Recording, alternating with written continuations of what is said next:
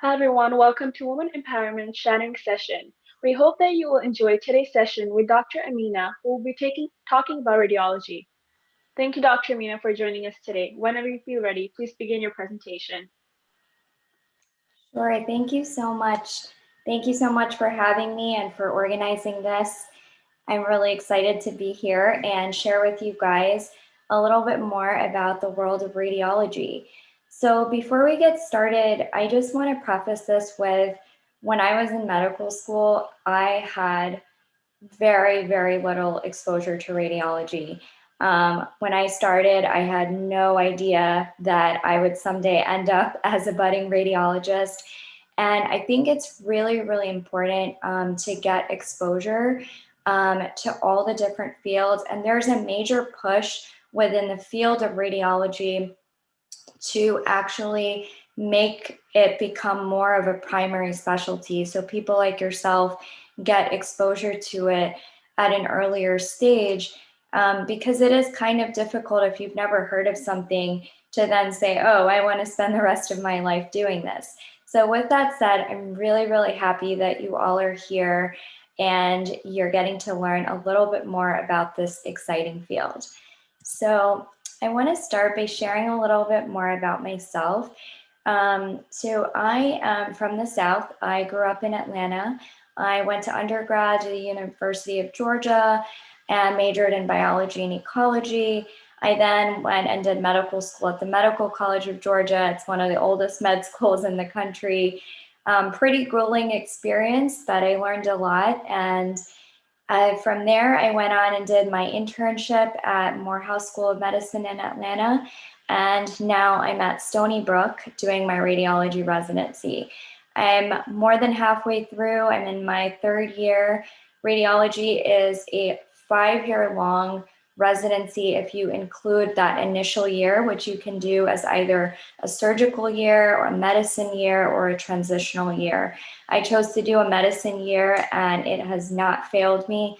All of the things that I learned during my medicine prelim have served me so well as a radiology resident. So no matter which route you go, you're really going to benefit and learn as much as you can during that 1 year so you can make an excellent radiologist.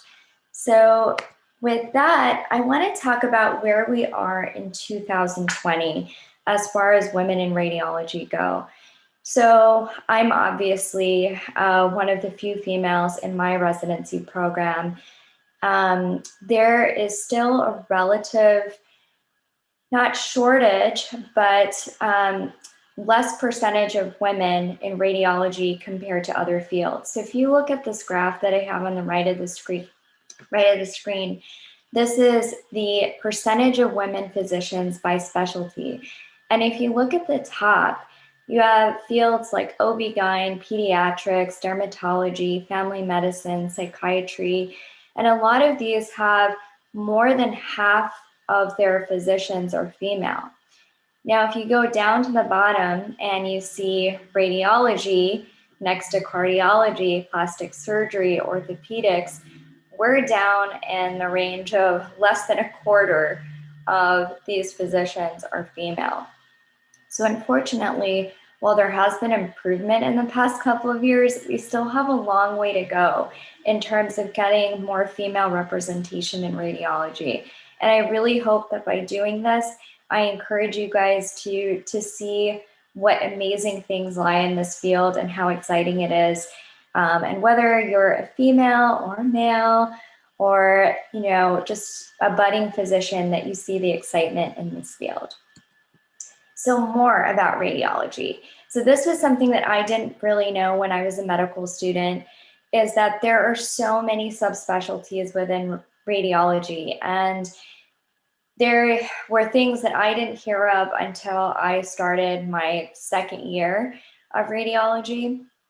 And so I wanted to share these with you, and I've divided them into fields that have an interventional component, meaning a lot of hands-on surgical procedures, biopsies, intervention. On the left, so breast radiology, interventional radiology, musculoskeletal, and nuclear medicine, these are also fields where there's a lot of patient contact. One of the sort of misnomers that a lot of people have about radiology is that we don't talk to patients. All we do is sit in a dark room all day and read studies and go through images, which is so far from the truth. And a lot of these subspecialties actually have a large part of your day where you're interacting with patients and with other physicians. And then on the right are more diagnostic fields, but you still have some element of patient interaction and procedures as well. So things like pediatric radiology, neuroradiology, body imaging, chest and emergency radiology. And I just wanted to share this with you guys because a lot of people have a misnomer that when you start radiology, you're kind of going to be stuck to one area, which is so far from the truth. You can work with kids, you can work with adults, you can choose to look at spines and brains all day. You can work in emergency radiology where you see a huge range of pathology no matter where you're at. If you do interventional radiology, you're going to be working closely with general surgeons, transplant surgeons, and doing tons of procedures that just have a lot of variation, a lot of excitement. And it's just, you know, so much innovation is present in radiology that you can't go from a conference this year to the next year without seeing a change in technology, which I think is very unique and very special compared to a lot of different fields in medicine. So with that said, that's kind of an intro and a background into radiology, where we are in 2020 in terms of specialties, innovation, women in radiology. I want to jump now into the next section of the talk where I talk to you a little bit more about what it's like on a day-to-day basis. What do we read? What are the things that we look at? How do we approach them? And then we're going to jump into some example cases. So when people talk about modalities in radiology, what do they mean? This is, you know, that word modality, it was thrown around a lot by people who lectured us in medical school. And I was like, what are they talking about when they say this word? So I want to make it very clear. When people talk about a modality in radiology, they're talking about what they use to get the images that you're looking at. So you can use x-rays, you can use one-dimensional x-rays, which is called a radiograph or an x-ray. You can use three-dimensional x-rays, which are called a CT scan or computed tomography. You can use 3D magnetic resonance imaging, which is an MRI. You can use x-rays for interventional procedures, which are in real time, which we do in interventional radiology, also known as fluoroscopy. And then we use nuclear medicine, where we use actual radionuclide particles to get images to make certain diagnoses. And then we use ultrasound. So these are sound echoes that we use to get certain images that we can make different diagnoses from. So this is what we're talking about when someone throws around the word modality. We're talking about how did we get the image. And so once you have that image in front of you, how are you going to approach it? What is the thought process? What are the things that you're going to ask yourself or ask the people who have ordered the image to sort of move forward and provide them the best answers for what they're looking for? So when I approach an image, and everyone's a little different, every radiologist has their own tweaks to this, but most people use something similar to what I'm about to explain to you when approaching an image. So the first question you ask yourself is, what modality am I using? Am I looking at an MRI? Am I looking at an X-ray, an ultrasound, a CT scan, or a nuclear imaging study? And the next thing you want to ask yourself is, how was this image acquired? And we'll go over this a little bit more when I talk about specific cases. But sometimes when you're in the hospital, you can have patients walk in to get their MRI or CT. They walk in through the front door, they're able to move, they're able to get on the scanner table, lie down, and get the scan. And in that sense, you're sort of getting the optimal image acquisition.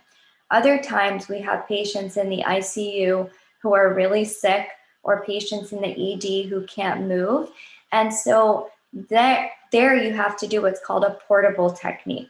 So we actually take the scanner down to the ICU, down to the ED, and do the images on the patients while they're in their ICU bed or in their ED room.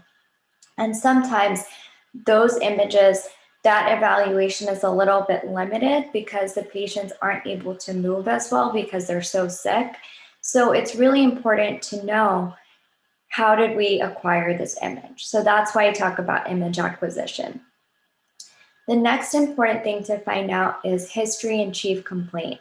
So why is this person here? What happened? Did they fall? Were they in a trauma, a motor vehicle accident?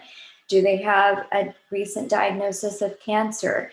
Knowing their history and why they showed up is going to be really important, because it's going to help you give the best information from the findings that you make on your exam. Now, the next thing, and this is sort of, I wish I could put 5 stars next to this, because search pattern is everything. You have to have a search pattern. You have to have a way that you approach every image, because that way you're not going to make a mistake or make a miss that could potentially be life-threatening, and in worst case scenario result in a lawsuit, which you definitely don't want as a radiologist. And so establishing a search pattern takes time. You have to see hundreds of thousands of normal images to then start to figure out, okay, when you see something, this doesn't look right, this is abnormal. And so while we aren't going to focus a lot on individual search patterns today, it is something I want you to keep in the back of your mind. When people talk about, oh, I can read a chest x-ray, and they haven't been trained as a radiologist, they might be able to read one chest x-ray and get away with it. But the truth is, when you get a complicated chest x-ray, they might not know what to do. And that's because it takes years and years and thousands of imaging worth of practice to get the search pattern down, so you don't even miss the most subtle of findings. And the last thing here is talking about pertinent positives and negatives. And this goes back to history and chief complaint. So if someone, for example, comes in with a trauma, right, motor vehicle accident, and they're having chest pain, one of the pertinent positives or negatives is going to be talking about rib fractures, right? You have a person with chest pain and a car accident, you don't want to miss a rib fracture, because a rib fracture can cause a rib contusion, which can cause a pneumothorax, which is something that's a critical finding in a trauma patient. So these are all things that are really critical when it comes to approaching any image. And hopefully, as we get to the cases, you guys will see the importance of these. Next, I want to talk to you guys about imaging planes. If you're a medical student, you've probably seen this when you started anatomy. When we talk about a human body, we talk about 3 planes. So going from front to back, if you slice from front to back, that's the coronal plane. And if you slide from side to side, left to right, that's sagittal. And if you slide from top to bottom, head to toe, that's the axial plane. And these are the 3 standard planes that we use when we're looking at any imaging modality: ultrasound, CT, MRI, x-ray. So it's really important to familiarize and understand these 3 basic imaging planes, because they come in handy when you're looking at all of the different modalities. And the final thing I want to talk about before we jump into cases is descriptors. So in radiology, we use a lot of descriptors. We use them to communicate the severity of a finding. We use them to indicate the chronicity of a finding, whether it's acute or chronic. And we also use them to describe how serious the finding is. Is this something that needs to be addressed immediately, or can it be, is it something that's a little bit less critical? You can maybe take your time with it and do a slower workup. And so the descriptors, I found this really good slide. It's not mine, so I don't want to take credit for it, but it shows some examples of how we use descriptors. So the heart, which is the location in the body, is grossly, meaning severely enlarged.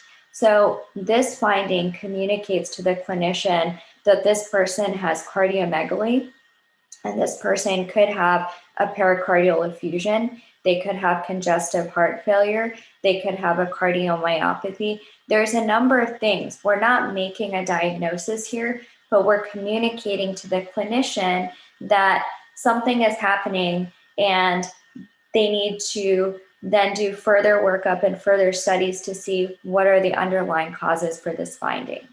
So another example, there's minor blunting of the left costophrenic angle. So minor, meaning this isn't a large blunting, but this is relatively minor. This could be thickening. This could be a small pleural effusion. This could be a developing pneumonia happening. This could be chronic scarring. There are a lot of different reasons for this, but what we're communicating through the descriptors is that it's minor. There's not a major finding here that we're super concerned about, and you need to correlate it with the clinical findings to see if this is the source of the patient's symptoms. And finally, another example is no active lung lesion.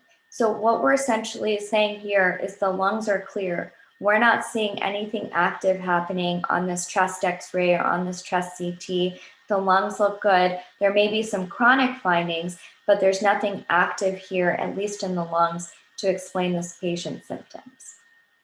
All right, so hopefully all of that gave you guys a little bit of an overview of what radiologists are thinking when we approach images. And I want, since radiology is a very visual field, I want you guys to practice by looking at some cases.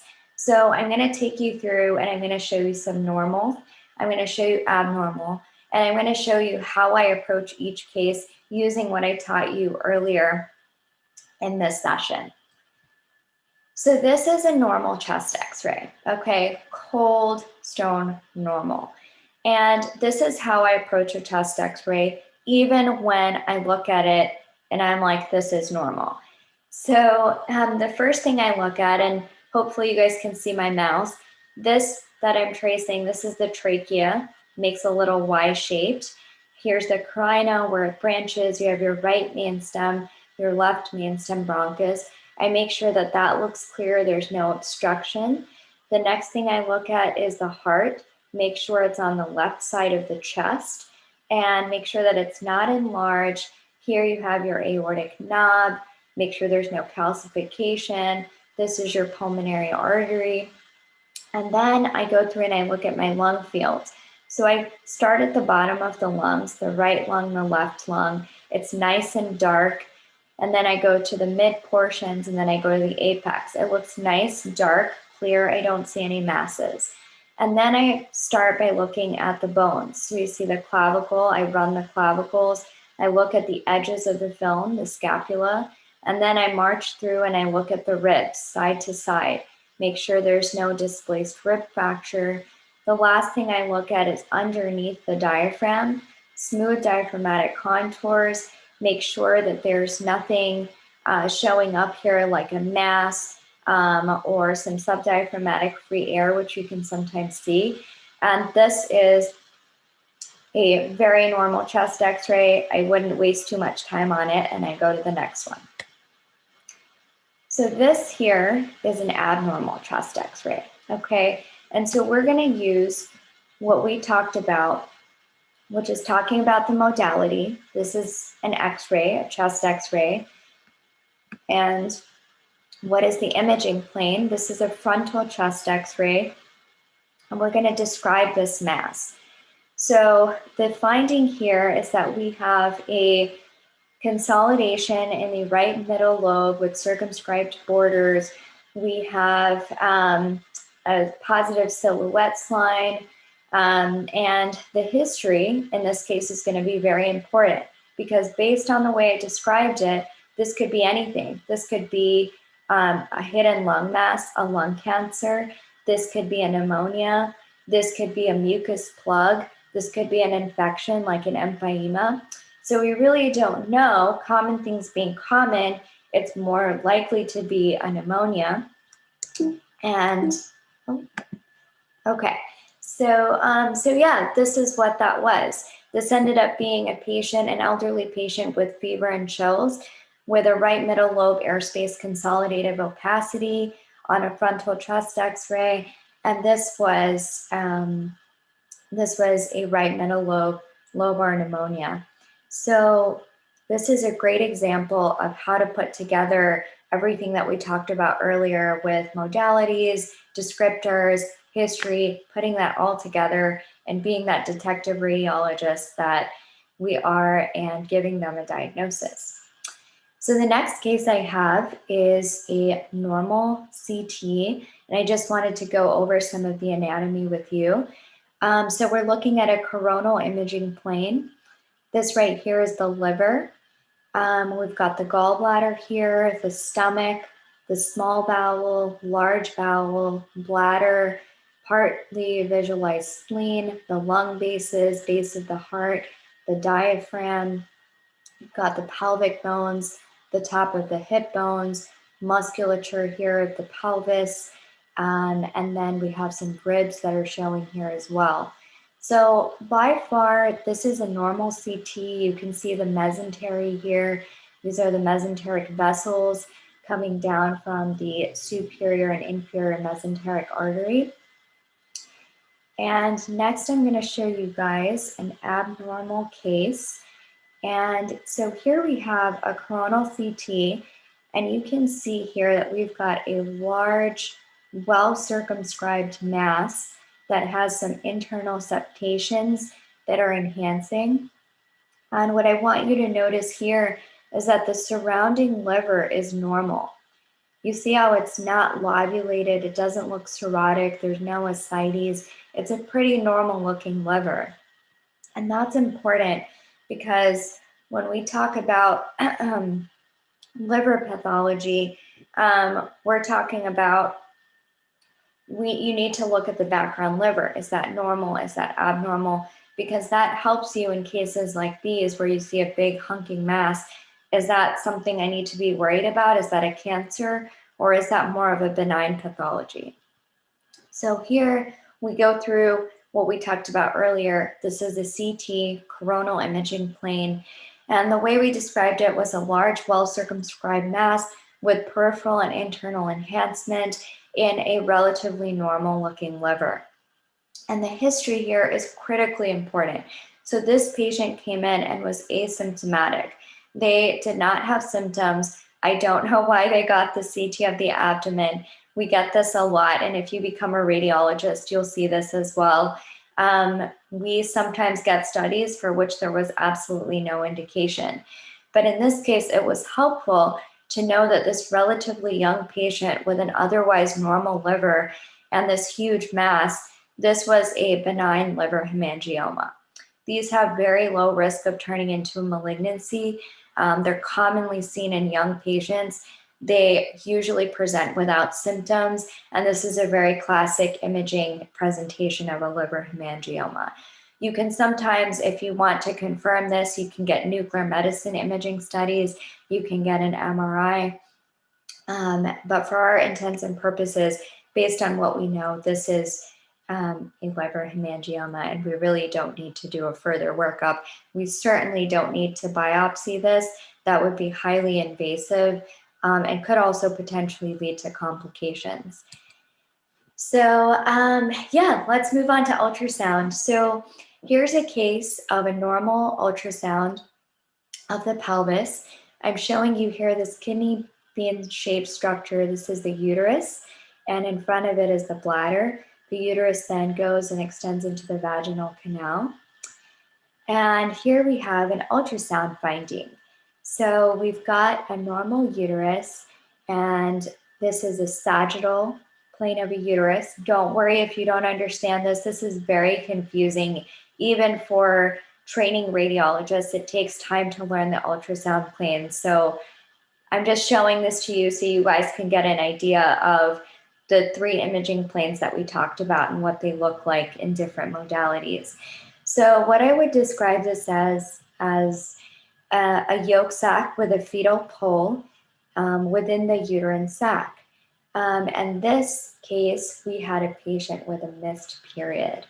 And so again, this diagnosis becomes very simple if you go through the steps that I talked about. This is an ultrasound, sagittal imaging plane. We see an intrauterine yolk sac with a fetal pole in the setting of a missed period. This is most consistent with an intrauterine pregnancy.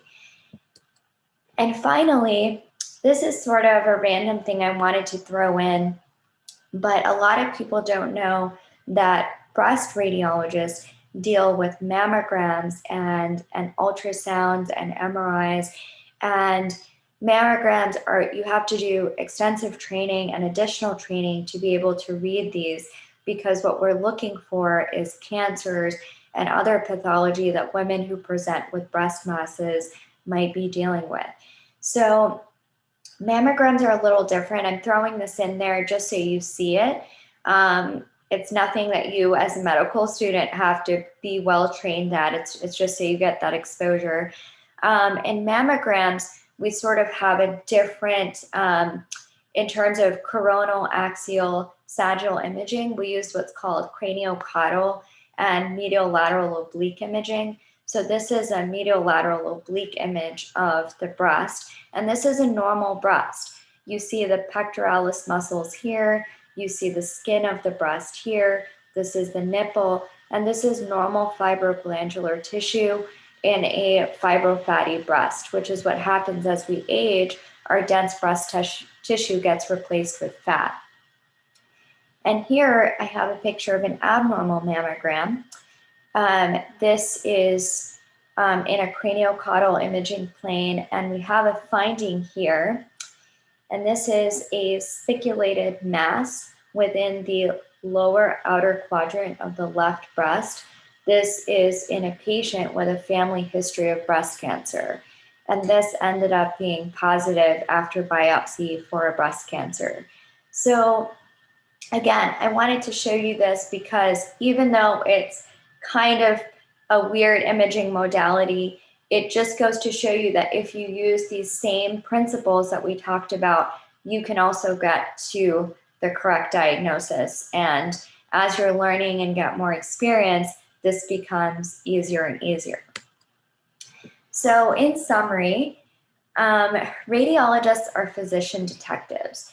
Oftentimes we do not get all of the information that you need to make the correct diagnosis. So it's up to you to use the things we talked about, get all the information you can, make a search pattern, and ask questions, find out the history, and become really good at solving these diagnostic mysteries, which is why we're getting these studies in the first place. And it's okay to not know things and to ask. The more I do radiology, even as a trainee, the more humbled I get every day. You see things in a different way, slightly different, and it ends up becoming a major diagnosis and it affects patient care. So it's a very humbling field. It's also a very difficult field because there's so much to know about every organ system, every pathology. You have to know all the different types of surgeries and how these surgical procedures continue to evolve. And my advice to you guys is to keep learning, because as medicine evolves, so will a radiologist's brain and their eye. And it's a very, very humbling field. It's a very exciting field. And it's something that I hope you guys will choose to explore as you continue your journey throughout medicine. And this is just, a little motivational thing. Choose to learn to see inside me, inside others, and consider radiology in your future plans. And lastly, this is a quote that someone shared with me, and I like to share it with other people too. Medicine is a really, really tough journey. Doesn't get easier. Some things you just get used to, and that's why they get a little easier over time. But what I've learned is that The people around you, everyone can or cannot believe in you. They don't matter. If you believe in yourself, anything is possible. And I hope that that sticks with you and you take that with you as you move forward. And thank you so much, you guys, for your attention. I really appreciate it. It was such an honor to be here and talk to you guys about something that's near and dear to my heart. So I'm happy to take questions from you guys about anything. It doesn't have to be about radiology. It could be about my journey in medicine, any advice, anything that you guys want to know, I'm happy to share. So we do have some questions. The first question that we have is, are you in a particular subspecialty in radiology? Sure. So I'm still in residency and I'm applying for fellowship right now. So I'm applying for interventional radiology. So yeah, that's what I'm planning to do. But there's, like I mentioned, there's a lot of different fields, a lot of different interests. And as an interventional radiologist, I'll also be board certified in diagnostics. So I plan to keep that as a part of my career as well. So I plan to do general diagnostic radiology as well as interventional radiology in the future. The next question we have is, what's the hardest aspect of radiology? That's a great question. Oh man, I think, so the hardest part, I think at the beginning, is learning what normal looks like. Because when you first start radiology, and that's what I tried to focus on when I showed you guys the cases, was showing you a normal and then showing you an abnormal. But it's not as easy as it seems. I remember when I first started radiology, I would spend so much time looking at normal chest x-rays because I was like, is there a finding? Is that a finding? And it was just normal. But there can be so many variations of what's normal because the human body, as we've evolved, we all have subtle differences. So even between you and me right now, the person who asked this question, we could have variant blood vessel anatomy. We could have a normal variant in our bones. We could have a normal variant fissure in our lungs. That doesn't mean it's abnormal. It just means it's a normal variant. It's not pathologic. You don't have to go in and do surgery for it. So I think the hardest part is learning what's normal, what doesn't need to be, taken action upon, and then from there on out, learning to recognize what's abnormal. And that really, really takes a lot of time. And like I said, when you guys start rotations, you'll hear a lot of people in different specialties saying, oh, I know how to read a chest x-ray, or, oh, I know how to read a head CT. And, like I said, they might, as a fluke, get that one finding right, but it takes a lot of training to feel confident and say, yes, this is a negative CT, or this is a negative x-ray, or this finding is concerning. You need to do further workup or further imaging. And as you go on in radiology, like I said, it's even through training every day, I learn stuff and I'm like, oh, this is crazy. I've never seen this before. So again, the hardest part is figuring out what's normal. And then as you build on that, learning how to figure out and see what's abnormal. Oh, what are the duties of a radiologist? Does a radiologist have much interactions with patients? And what qualities do you think are important in order to successfully perform the duties of a radiologist? Okay, sorry. That was like 3 questions, right? Let's break it down. So the first one was, I heard the last one actually, so I'll start with that and then you can repeat the first 2. What qualities are important for a successful radiologist? So that's a really good question. Number one, I think, is attention to detail. I think as a physician, as a good and as a great physician, I think attention to detail is really important. I think what differentiates a mediocre from an excellent radiologist is someone who pays attention to the detail. Radiology is all about the details, right? Anybody can look at a chest x-ray from 30 feet away and tell you if the lungs are clear, right? But it takes someone who's going specifically through not just the lungs, but is looking at the mediastinum, looking at the contours, looking at all the bones, looking at the diaphragmatic contour. When you go through a CT, anybody can look from 10 feet away and say, oh, that liver looks normal, right? But it takes time to go through and just go through and say, okay, I'm going to look at the adrenal glands. I'm going to make sure I go through the kidneys in all three planes, follow that ureter, look for the appendix, make sure that you're following the bowel. So attention to detail, I think, is a really important characteristic. Work ethic. Radiology is becoming a very, very, very busy field. It used to be that radiologists back in the day could get away with reading 20 or 30 cross-sectional CTs or MRIs in a day. Now you're on night float, you'll read 50 or 60 cross-sectionals, you'll read 100 to 150 studies, because that's just the way it is. Radiology is a non-invasive method for us to look inside the body and look for pathology that needs further management, whether medical or surgical. And it's just the way that's going. No one's going to go and open up a body without getting a scan, right? You're not going to go operate on someone or go do surgery without getting a CT first, unless it's, you know, super emergent or they're decompensating. So you have to have work ethic. You have to have that attention to detail. And also, I think being a team player is really important. It's sort of something that not a lot of people think of when they think of radiology, because they think, oh, they sit in the dark, they sit alone, they don't talk to patients. We actually talk to a lot of people. We communicate, we're the first people to communicate critical findings to the providers. So if there's, if there's a surgical emergency, we're the people who communicate it to the surgeons. And so being able to work well with other people, to communicate findings, to answer their questions.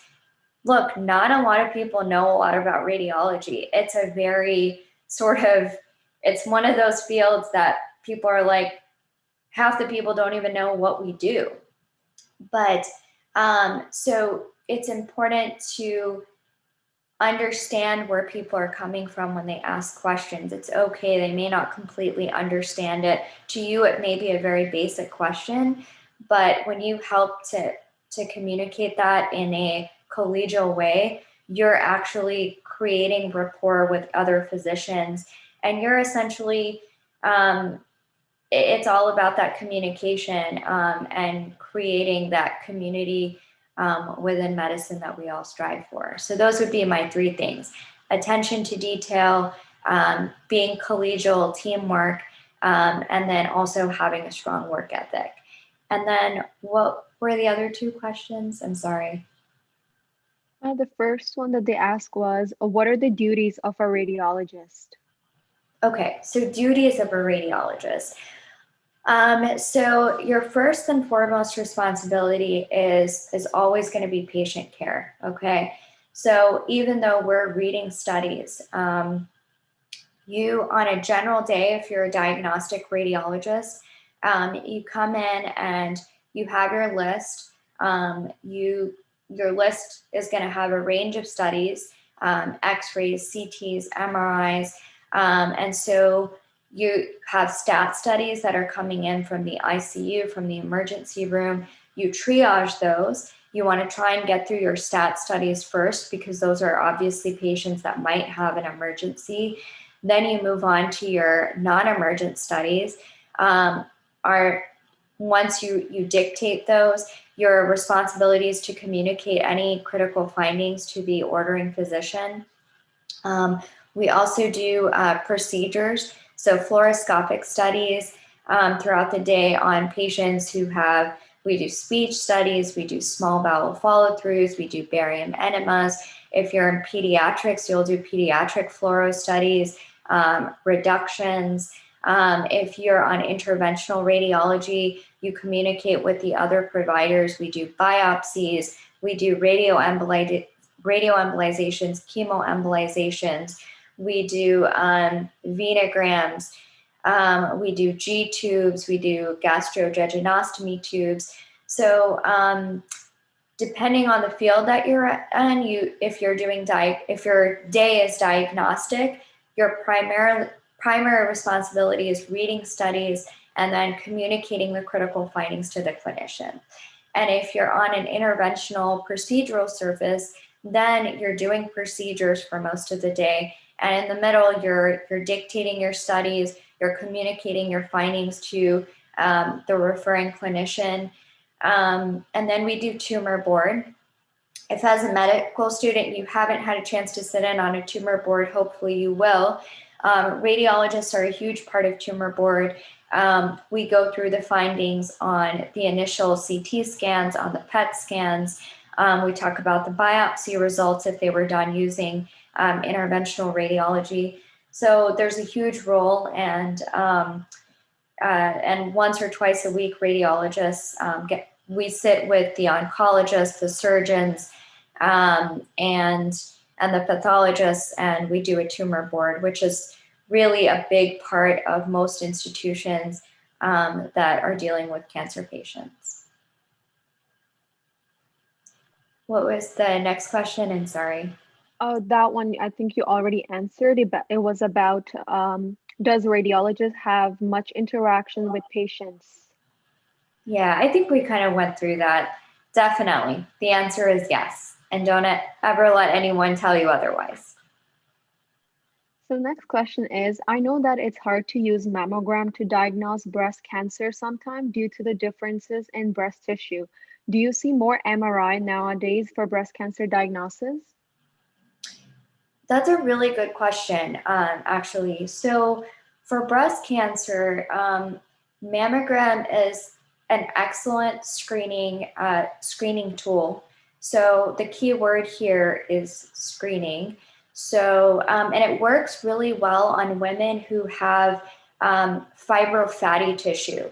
So as we age, as we, postmenopausal women, older women, the breast tissue becomes replaced with fat. And in those women, screening mammography is actually pretty sensitive. And you can see if there's a small cancer growing or microcalcifications. And if you want to confirm that, the first thing you do before you move to an MRI is an ultrasound. An ultrasound is actually very, very helpful because it shows you the suspicious findings a little better than does an MRI.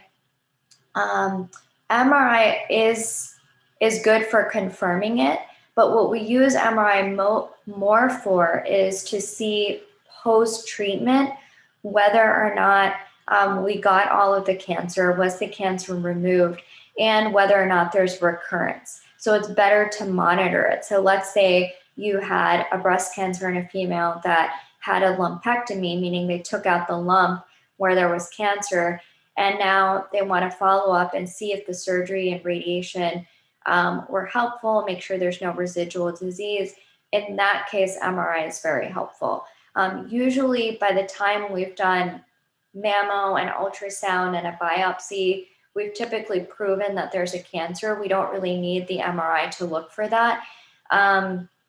It is good to see if there's spread of disease. For example, if there's lymph node spread, but that's not the only reason we use MRI. We have nuclear medicine lymphoscintigraphy, which we can use to see if there's lymph node spread as well. So MRI, I would say, is generally reserved for pre and post treatment to see how well we're doing. And the other reason we use MRI is for high risk breast cancer patients. So these are women who have BRCA1 or BRCA2 high-risk genes. There are women who have a history of lymphoma or radiation to their chest under the age of 30. There are women who have an extensive family history of breast cancer if their mom was diagnosed under the age of 40, or multiple relatives. Some genetic syndromes can predispose you. So those are all reasons why someone would get an MRI at an earlier age. And yeah, so hopefully that answers that. Good question, by the way. What is the work-life balance like being a radiologist in comparison to other specialties or other healthcare careers? Oh, that's an amazing question. So I personally think that radiologists have one of the best work-life balances that you could possibly have in medicine. It is such an amazing field in terms of, it's really, especially if you do diagnostic radiology, or even some of the more interventional fields. Radiology is what you make it. You can choose to it's done in shifts now, because now we have 24/7 radiology services at most hospitals and most outpatient centers. So you can work different shifts throughout the week if you want to do a 9 to 5 one day, or if one day you're busy in the morning and you want to work an evening shift, or you want to do the night shift. So diagnostic radiology is more becoming divided into shift work. And I think the work-life balance is great. I, even as a resident, I would say, with the exception of this year, where in your third year, you take a lot of call at my program, I have a great work-life balance. I get the weekends off. I'm usually home by 5:30, 6 o'clock. I'm married. I get to spend a lot of time with my husband and my family, my extended family. And I just think it's a great field to do that. To if you're a woman and you want to have kids and you want to have a family and spend time with them, it's amazing. And you'll see, like, most radiologists have hobbies and things that they do outside of medicine that they're able to keep up with. So, if you guys follow my Instagram, I share a lot about the stuff that I do outside of medicine. And hopefully that, if you follow, it gives you more of a glimpse into life as a radiologist and what you can do in and outside of that. Do you think it would be easier if the pictures were in color? And do you think they would ever be in color in the future? That's an interesting question. There are parts of radiology where we have color flow, okay? So those are things like on MRI, when we're looking at flow dynamics. So is this lesion hypervascular, hypovascular? We use that concept in ultrasound. We use it in MRI. And that can sometimes be helpful if you understand what you're doing. But I think this question is more referring to, our images are all black and white.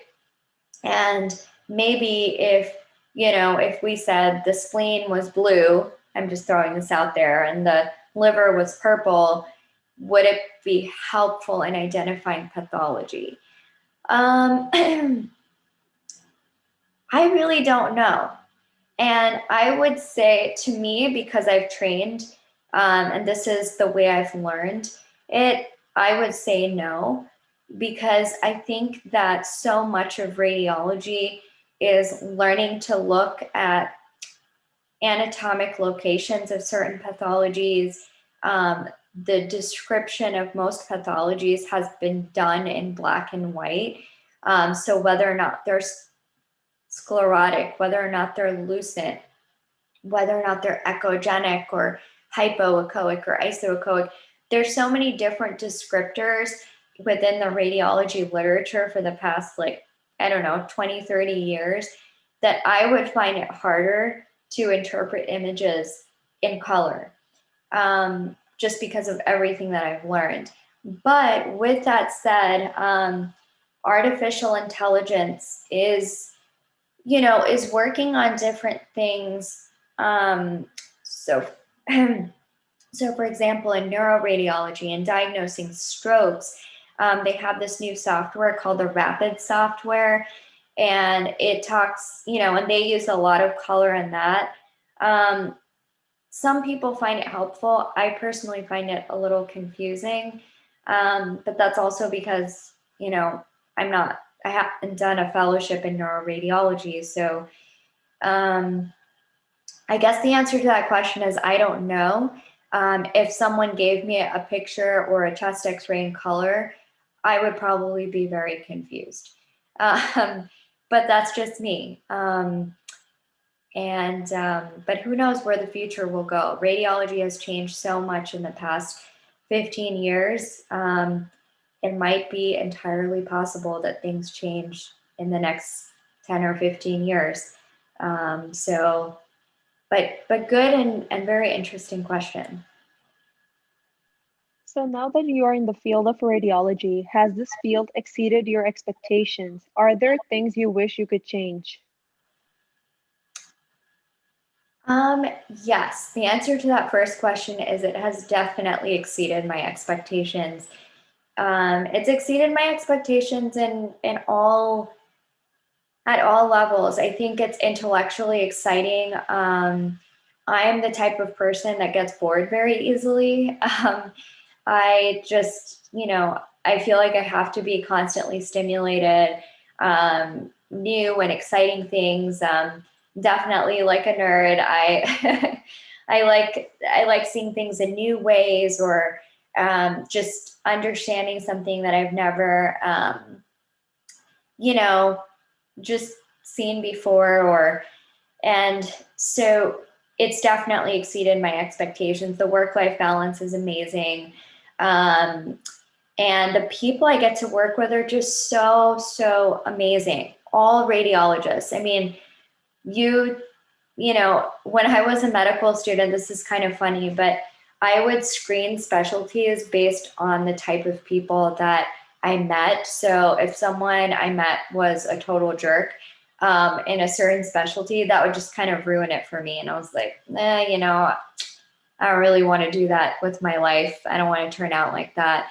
And when I came into radiology, I literally haven't met anybody that's not nice. They are all amazing people, very collegial, happy to help, and just super smart. And those were all of the things that I wanted to be. And so it's definitely maintained that as I've gone through it.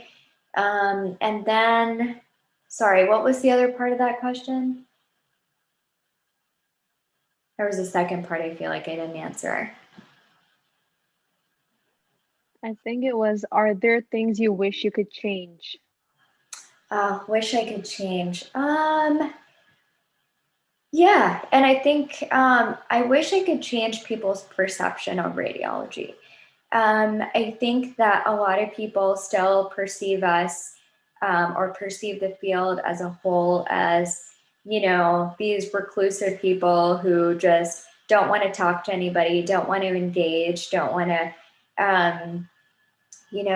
just talk to other clinicians or talk to patients. And even when I was telling people I was going to radiology, they were like, "What? But you're so social. You're so much fun. You love talking to people. Why would you want to go into a field where you like don't talk to people all day?" And and it was such a misnomer, because to this day, a large part of my day is talking to people, interacting with people, other clinicians, patients, and I hope that that's something that changes in the future. I hope that's something that I'm changing right now by talking to you guys. And yeah, that would be that. Have you came across a COVID patient? How was that experience and how were they treated? So that's have I came across a COVID patient. So I was just on call 2 days ago, and I was on diagnostic call, meaning I was reading all the CTs and x-rays that were coming through in the ED. And all I saw were COVID patients. I would say like over half the night, I was reading chest CTs that were positive on COVID patients. And this past month, I was on interventional radiology and I did procedures on COVID patients. And these patients are very, very sick. That's not to be messed with. And it's traumatizing. It's traumatizing to see what this virus can do to people, what it's doing to people, and seeing it from the inside, seeing the chest CT, seeing the chest X-rays of these people. The other day I saw a chest CT of a woman that was getting lung cancer screening. She had her last CT done in September, which is only 4 months ago. And it was clear. She looked fine. She had a few nodules here and there, but nothing really big. And then I read her chest CT this past Saturday night. It looked like someone had come in and just attacked her lungs. She looked fibrotic. She had huge nodules everywhere. And when I went and looked at her clinical history, she was decompensating. And when I checked up on her, she had died.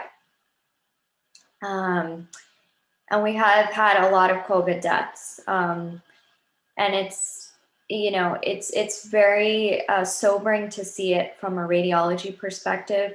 We don't see this severe pneumonia even on a regular flu season. It's never this severe. It's never this crazy.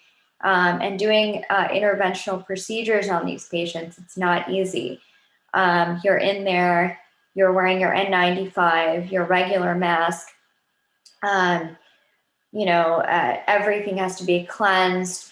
We have a very specific procedure, a protocol when we do interventional procedures on these patients. So the answer is yes.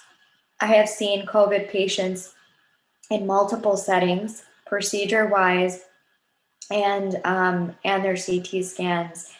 And it's a sobering experience. And I hope everyone out there that's listening to this is safe and understands that this is a very, very serious thing that we're dealing with. The last question that we will have for today is, do you have any tips for high school students? How did you know you wanted to go into medicine or radiology? Yeah, that's, when I was in high school, I was pretty typical, like nerdy kid. I was really into like science and math, and it was just sort of what I was naturally good at. But not to say that if you're not naturally, you don't have to be naturally good at science and math to do medicine.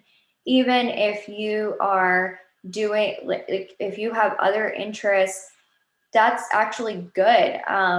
My brother, who's listening to this, sorry that I'm calling him out, but he was kind of a history buff for a while there in high school, and now he's doing medicine. And I think actually if you have different interests, that makes you a more well-rounded candidate.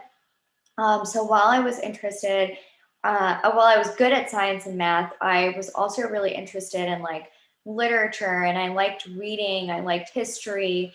I was into like arts and crafts and different things, working with my hands. I like doing cross stitch and different things like that. So really there wasn't much in high school that specifically foreshadowed that I was meant to become a radiologist. But and in med school, I had no idea. Like I said, I didn't know much about the field of radiology. I got exposed to it very late in the game. But when I did, I thought it was really cool, and I just applied for it and never looked back.